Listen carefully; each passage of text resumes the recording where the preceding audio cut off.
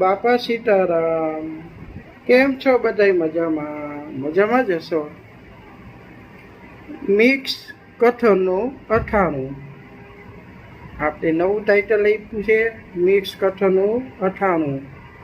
તમે જોઈ શકો છો. અમારો નવો વિડીયો, નવો બ્લોગ આવી રહ્યો છે. અત્યારે ટાઈમ થઈ રહ્યો છે 11:32.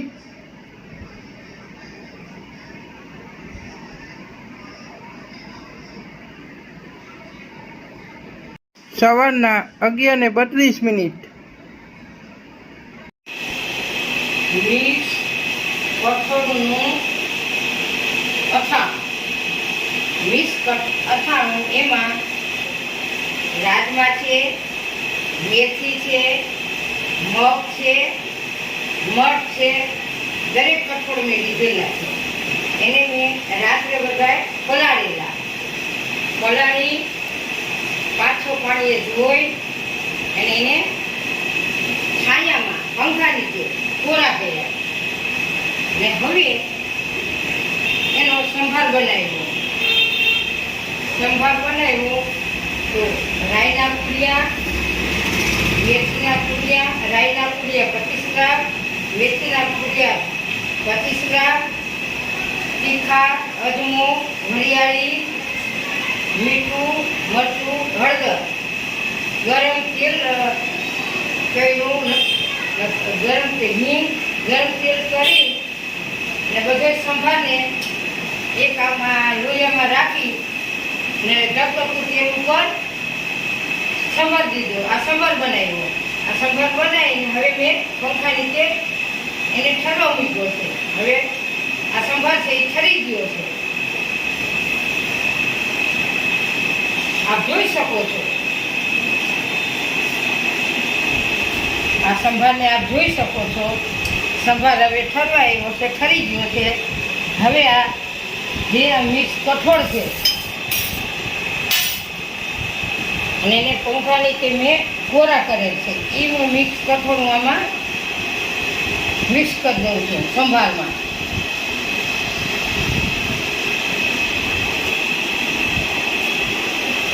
એક કેરી નાખી છે, કાચી કેરી.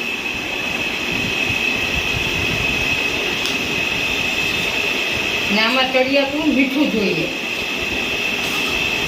આપણે પલાળવા છાણી નાખીએ ને પછી જ્યારે સંભાર બનાવી ત્યારે મીઠું નાખવાનું, જેથી તળિયાતું મીઠું હોય એટલે મિક્સ કઠોળનું અથાણું તમે 2 રોટલી ખાતા હોય તો 4 રોટલી તમે ખાઈ શકો એવું ટેસ્ટી બને છે.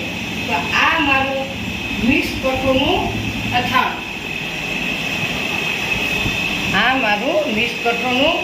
અથાણું.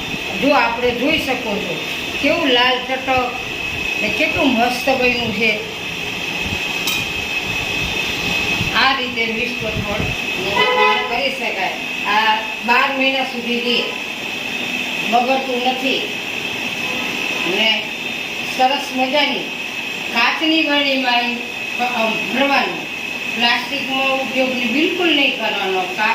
કાચની વણી એને સરસ મજાની ધોઈ પછી એને તડકામાં મેં સૂકવી સરસ ચોખ્ખી બનાવી. હવે હું આમાં થોડી વાર પછી એમાં આ ભરી દઈશ અથાણાને અને એ હું એમને મૂકી દઈશ. ને જ્યારે મારે જે ચાલુ ખાવા માટે જ્યારે જમવા બેસી ત્યારે ચાલુ ખાવા માટે આપણે એમને જુદું લઈ લેવાનું. દરરોજ આમાંથી નહીં લેવાનું, દરરોજ ખોલવાનું નહીં, જેથી એમાં ભેજ ન બેસી જાય, ફૂગ ન વળી જાય, અથાણું ચોખ્ખું રહે. કોઈ પણ અથાણાને જ્યારે આપણે પેકિંગ કરી બાંધી દઈ પછી કપડેથી પછી એને વારંવાર ખોલવાનું નહીં. જો તમે ખોલો તો ચોમાસાની સિઝન આવે છે, બહારનો ભેજ અંદર બેસી જાય તો ફૂગ વળી જાય. આપણને ખાવામાં જે સ્વાદ મળે છે એ સ્વાદ ન મળે. એટલે ગમે તે અથાણા, કેરીના હોય, ગળી કેરી હોય, ખાટી કેરી હોય, ગુંદા હોય, કઠોળ અથાણું હોય, જે કોઈ પણ તમે અથાણા કરો તો તમે આ રીતે બનાવી શકો છો.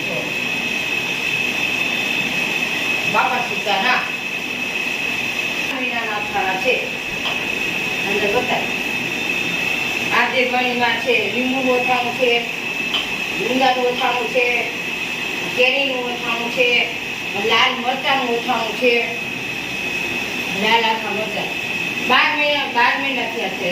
એક 10 કિલો મારે ઉપર છે ગળિયા કેરીનું ઓછાણું. આવું હા